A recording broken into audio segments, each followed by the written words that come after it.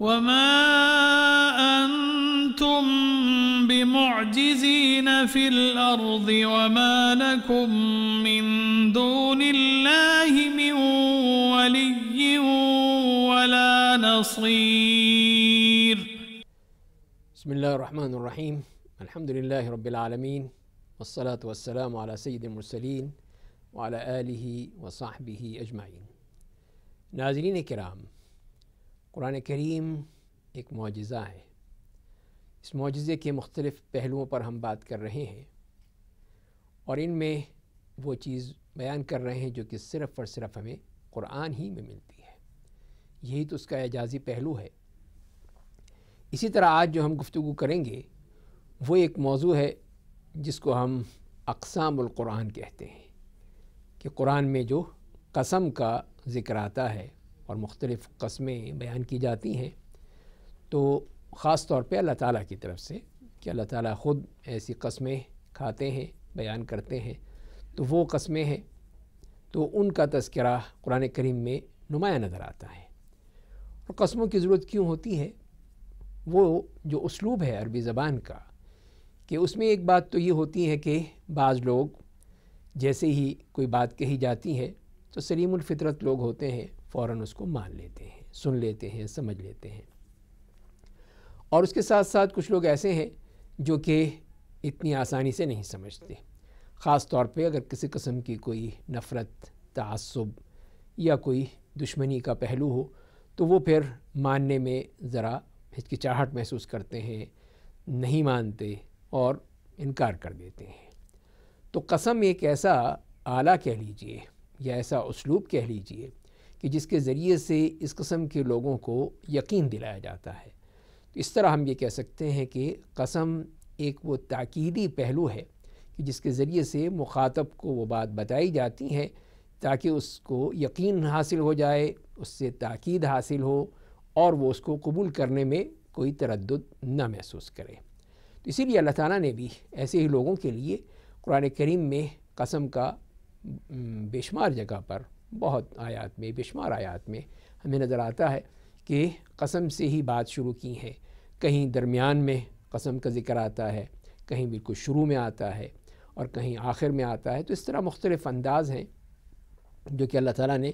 اس میں استعمال کیے ہیں۔ تو آج ہم انہی کو دیکھیں گے کہ کس طرح قرآن کریم میں یہ قسم کا ذکر آیا ہے۔ تو قسم جسے حلف اور یمین بھی کہتے ہیں، ہم لوگ اس کو حلف اٹھانا کہتے ہیں، وہ بھی ایک قسم ہے کہ حلف اٹھایا جائے یا قسم لی جائے۔ اور اس کا اصل تو یہ ہے کہ اس کو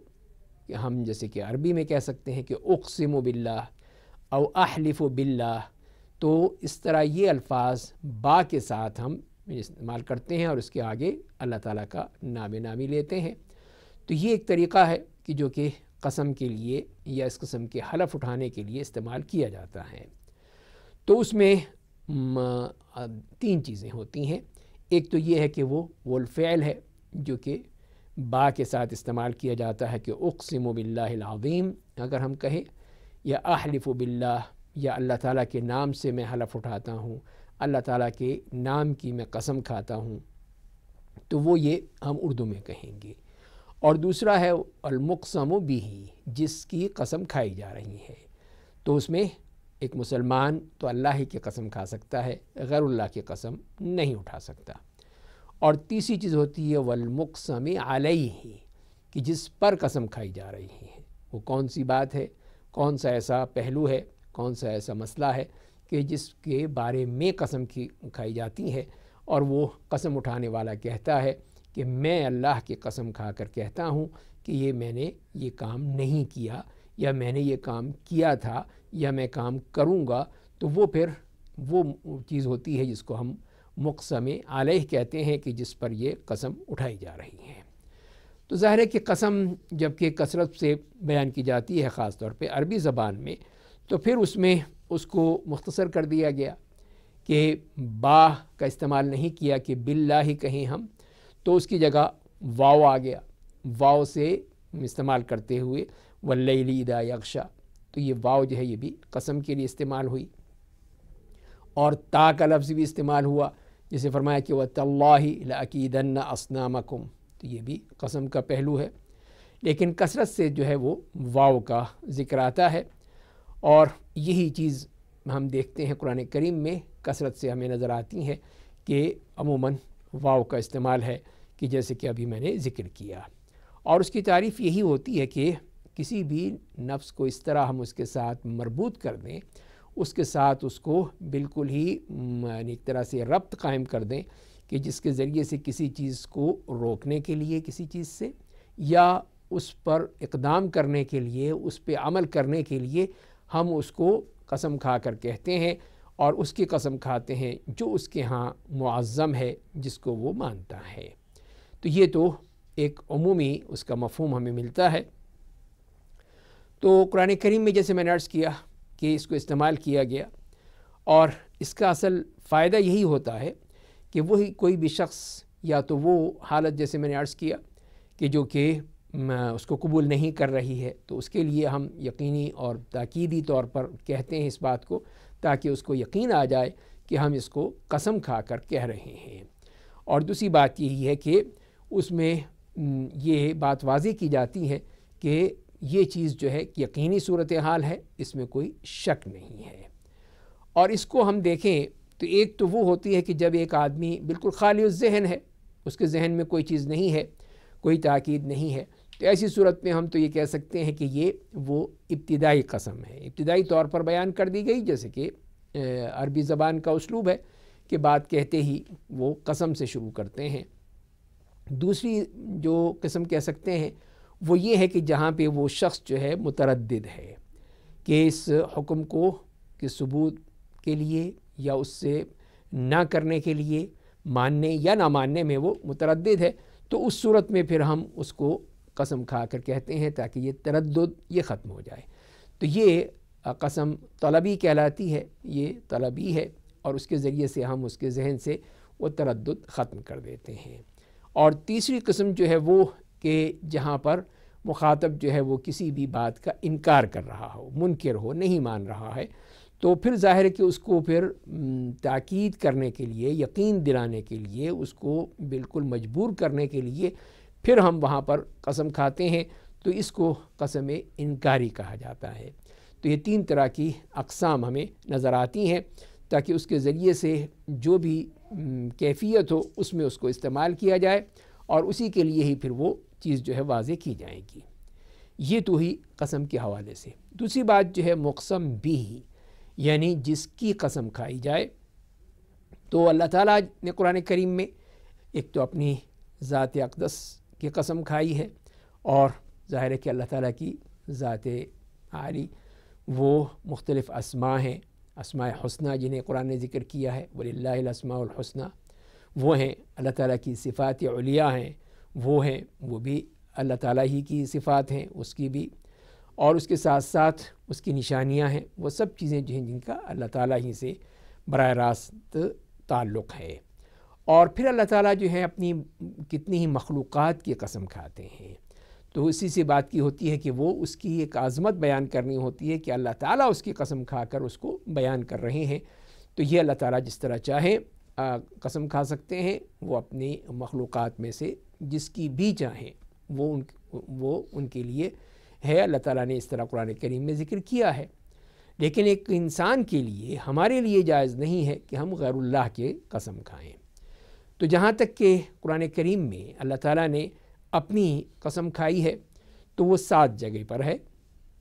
جیسے کہ فرمایا کہ زعم الذین کفروا ان لن یبعثوا قل بلا وربی لتبعثن، تو یہاں پر بھی دیکھیے بلا وربی، میرے رب کی قسم۔ اور دوسری جگہ وہ آتی ہے کہ یہاں فرمایا کہ وقال الذین کفروا لا تأتین الساعة قل بلا وربی لتأتینکم، کہ کہہ دیجئے کہ کیوں نہیں، آپ میرے رب کی قسم، یہ یقیناً یہ قیامت آ کر رہے گی۔ تو یہاں پر وربی کہہ کر اس کو ذکر کیا گیا۔ تیسری جگہ ہے کہ جس میں یہ فرمایا گیا وَيَسْتَنْبِئُونَكَ حَقٌّ هُوَ قُلْ ای وَرَبِّي إِنَّهُ لَحَقٌّ، تو یہاں پر بھی ای وربی کہہ کر اللہ کی قسم کھائی گئی ہے اور وہ بتایا گیا ہے۔ اور چوتھی جگہ وہ ہے جس میں فرمایا کہ فَوَرَبِّكَ لَنَحْشُرَنَّهُمْ وَالشَّيَاطِينَ، اور آپ کے رب کی قسم۔ تو یہاں پر بھی اللہ کی قسم کھائی گئی ہے۔ ہم مزید اس پر گفتگو کر رہے ہیں اور آگے چلیں گے، آپ کو بتائیں گے۔ یہاں پر ہم ایک وقفہ لیتے ہیں، ہمارے ساتھ رہیے گا، ہم پھر حاضر ہوتے ہیں۔ وما أنتم بمعجزين في الأرض وما لكم من دون الله من ولي ولا نصير وما أنتم بمعجزين في الأرض وما لكم من دون الله من ولي ولا نصير۔ بسم اللہ الرحمن الرحیم۔ وقفے سے پہلے ہم بات کر رہے تھے کہ وہ کون سے مواقع ہیں جہاں پہ اللہ تعالیٰ نے اپنی ذات کی قسم کھائی ہے اور اس کے ذریعے سے وہ بات کو تاکیدی طور پر اور یقینی طور پر بتایا ہے۔ تو اس میں ہم نے 4 کا ذکر کیا تھا۔ 5ویں جگہ ہے فَوَرَبِّكَ لَنَسْأَلَنَّهُمْ أَجْمَعِينَ، کہ آپ کے رب کی قسم۔ تو یہاں پر بھی یہی اسلوب نظر آتا ہے۔ اور 6ٹھی جگہ وہ ہے جس میں فرمایا کہ فَلَا وَرَبِّكَ لَا يُؤْمِنُونَ حَتَّى يُحَكِّمُوكَ فِي مَا شَجَرَ بَيْنَهُمْ، اور نہیں، اور آپ کے رب کی قسم کہ وہ لوگ ایمان نہیں لائیں گے، ان کا ایمان مکمل نہیں ہوگا جب تک کہ وہ آپ کو اپنا حکم نہ مان لیں اپنے جتنے بھی تنازعات ہیں۔ اور 7ویں جگہ وہ آتی ہے جس میں فرمایا کہ فَلَا أُقْسِمُ بِرَبِّ الْمَشَارِقِ وَالْمَغَارِبِ، تو یہاں پر بھی رب المشارق والمغارب کہہ کر اللہ تعالیٰ کی قسم ہے، اللہ تعالیٰ نے خود یہ قسم استعمال کی ہے۔ اور اس کے علاوہ جتنی بھی قسم آتی ہیں قرآن کریم میں، ان کے علاوہ وہ سب اللہ تعالیٰ نے اپنی مخلوقات کی قسم کھائی ہے، جیسے کہ فرمایا کہ وَالشَّمْسِ وَضُحَاهَا وَالْقَمَرِ إِذَا تَلَاهَا، سورج اور چاند کی، اور فرمایا کہ وَاللَّيْلِ إِذَا يَغْشَى وَالنَّهَارِ إِذَا تَجَلَّى وَمَا خَلَقَ الذَّكَرَ وَالْأُنثَى، تو اس میں بھی رات کی اور دن کی قسم کھائی گئی۔ فرمایا کہ وَالْفَجْرِ وَلَيَالٍ عَشْرٍ، فجر کی اور 10 راتوں کی۔ فَلَا أُقْسِمُ بِالْخُنَّسِ، تو اس طرح ہمیں بے شمار یہ چیزیں ملتی ہیں کہ جس کے ذریعے سے ہم کہہ سکتے ہیں کہ اللہ تعالیٰ نے مختلف انداز سے اپنی مخلوقات کی قسم کھا کر ان کی عظمت بھی بیان کر دی اور وہ بات بھی کہہ دی جو اللہ تعالیٰ کہنا چاہتے ہیں۔ اور جیسے میں نے عرض کیا کہ اللہ تعالیٰ کے لیے تو یہ بات جائز ہے، یہ ہے اللہ کے لیے کہ جس طرح وہ چاہے، جس کی بھی قسم کھانی چاہے کھا سکتا ہے۔ لیکن ہم انسانوں کے لیے، اللہ کے بندوں کے لیے غیر اللہ کی قسم کھانا جائز نہیں ہے کہ آپ کسی کے سر کی قسم کھائیں، کسی کے اور بھائی بہن کی، باپ دادا کی، یا اور کسی بھی ایسی چیز کی جس سے منع کیا گیا ہے۔